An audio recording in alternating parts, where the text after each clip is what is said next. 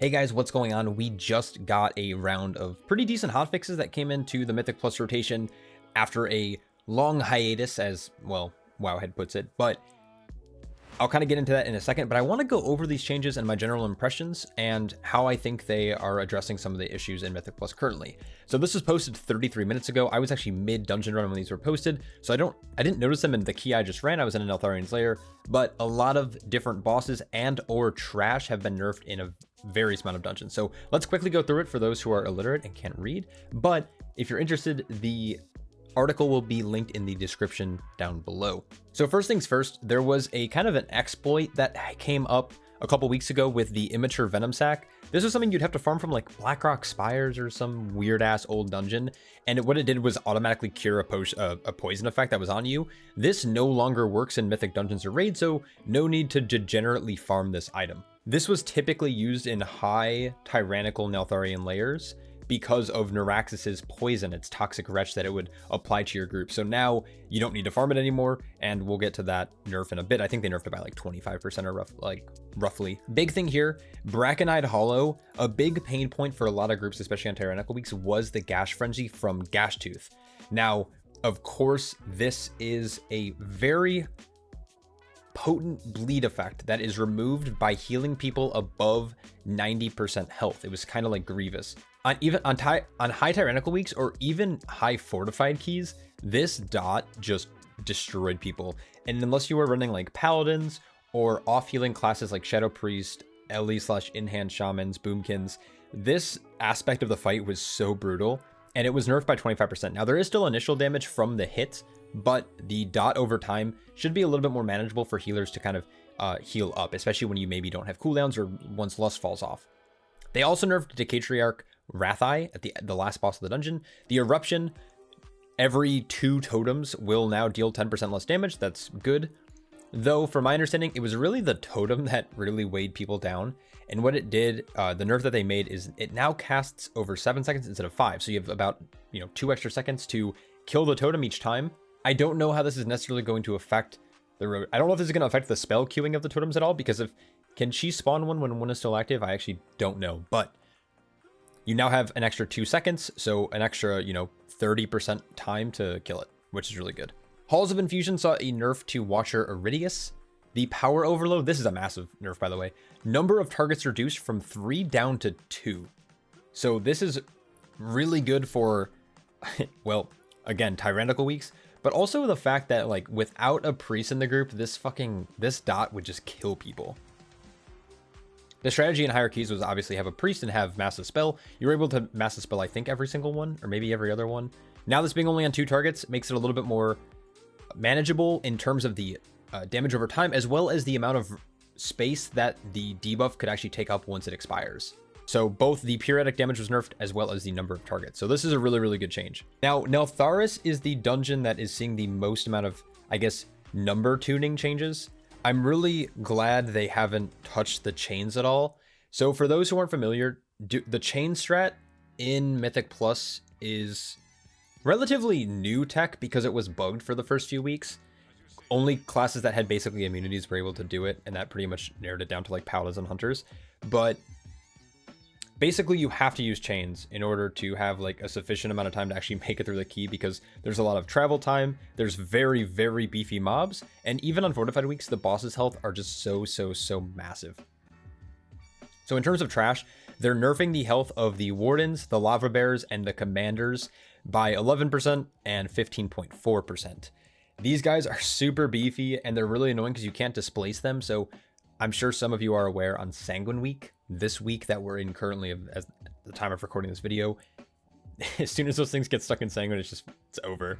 These things don't die ever. So these are welcomed health changes, especially on fortified weeks. Moving on to bosses, they're nerfing Magma Tusk, Gorek, and Sarga. The only boss they aren't touching, it looks like, for the hotfixes is Chargath. I hope... Now, Chargath is a fine boss. I don't think it's very difficult. It's not a high HPS check, and you get a ton of damage amp throughout the fight. My issue with Chargath, is the boss just fucking bugs. And if someone dies with chain, like, it's pretty much a wipe. If you meld a certain mechanic and then chains don't come out, it's a wipe. It's such a punishing boss. and it always feels like a toss-up. I don't know if there's any like actually figured out kind of reasons why the boss sometimes will just bug out, but it's really obnoxious. I hope they maybe hotfix that and give some notes about it, but we'll see. I haven't run this place yet since these hotfixes. So Magma Tusk, health reduced by 10%, and they're also reducing the periodic damage of magma eruption, the lava wave direct damage, the lava spray damage, and of course the magma lob. The magma lob is annoying because it basically creates these like void zones on the floor that also amplifies the boss's damage if he's standing in them. And because they come out every 5 seconds, which is very frequent, your room gets cluttered very, very, very quickly. So them reducing the amount of times it actually spawns should help keep the room a little bit more clear, and will allow for an easier time for your tank to reposition the boss in such a way where it won't be actually having being affected by that damage amp. So really exciting change there. Gorek, just pretty much a health reduce, as well as the Blazing Hammer. The annoying thing about the Blazing Hammer was just like the intense group damage from it was pretty high, but also the fact that the anvil can line of sight players, it's so troll. I don't mind LOS in dungeons, like it's designed to have that aspect, but having it in the middle of the boss room and then forcing the boss to like jump to a specific side of the anvil is really, really, really obnoxious. But the Blazing Hammer nerf is actually a pretty big change. And same with Sarga, health reduced by 10%, and of course Molten Gold reduce as well. That periodic damage by itself wasn't bad, but that player, if they also had the curse on them and you didn't have a decurse in your group, it was just punishing. So all around good changes there. Neltharian's Lair, we have the trash of the Vile Shard crawlers at the very start of the dungeon. It no longer scales with key level, which is really good, because what would happen in higher keys is if you were in melee, as these crawlers died, your melee would just get evaporated. So I'm really glad that they're now, this is no longer scaling. Rockmora's Crystalline Ground now does 25% reduced damage. Honestly, I don't think this was necessarily needed, but at the very, very high end level, like I would say like anywhere above maybe 21, 22s, especially on tyrannical weeks, like one little movement without a defensive would end up getting you killed pretty much. But this fight is, if your tank knows where to position the boss and your melee know where to stand to maintain uptime, it ended up not, like this change, like it's welcomed, but I don't think it was necessarily needed. And then of course, like we talked about earlier, Toxic Wretch was nerfed by 25%, and that was because of this immature Venom sack. Cool. Last couple dungeons here. Uldaman, Sentinel, Talandris, Earth and Shards reduced by 20. That was the damage over time effect. It almost felt like you had to play Dwarf or you had to play Paladin for this fight, especially on High Tyrannical. It's still going to hurt, still going to do a lot of damage, but 20% nerf is welcomed.